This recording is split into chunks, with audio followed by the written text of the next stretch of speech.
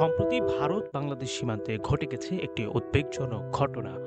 ভারতের সীমান্তরক্ষীরা ১১ জন নারী ও শিশুকে বাংলাদেশে পুশ ইন করেছে, অর্থাৎ জোরপূর্বক ঠেলে দিয়েছে সীমান্ত পার করে।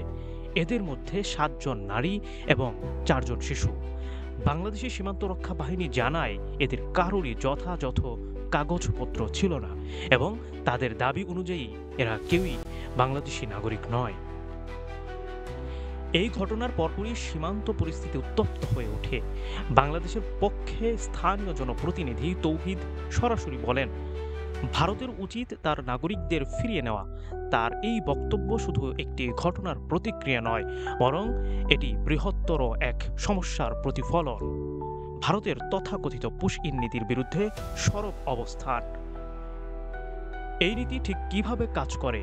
মূলত ভারতের অভ্যন্তরে সন্দেহভাজন বাংলাদেশি অনুপ্রবেশকারী বলে বিবেচিত কিছু মানুষকে প্রমাণ ছাড়াই সীমান্তে এনে বাংলাদেশে ঠেলে দেওয়া হয়। কিন্তু এর প্রকৃতপক্ষে প্রভাব পড়ে দুই দেশের সীমান্ত ব্যবস্থাপনা ও কূটনৈতিক সম্পর্কের উপর।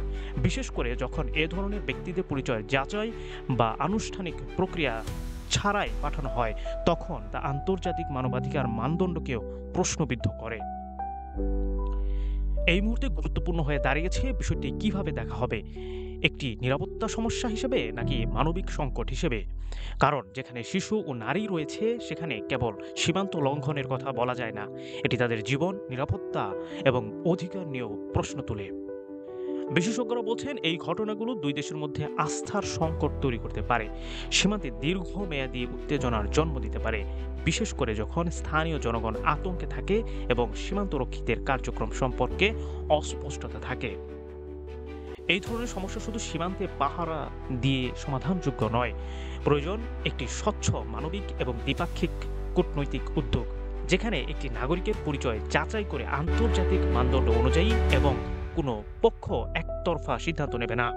এখন সময় এসেছে ভারত ও বাংলাদেশের মধ্যে নতুন করে আলোচনা শুরু করার, যাতে উভয় দেশ মানবাধিকার রক্ষা করতে পারে এবং ভবিষ্যতে এমন ঘটনার পুনরাবৃত্তি ঠেকানো যায়।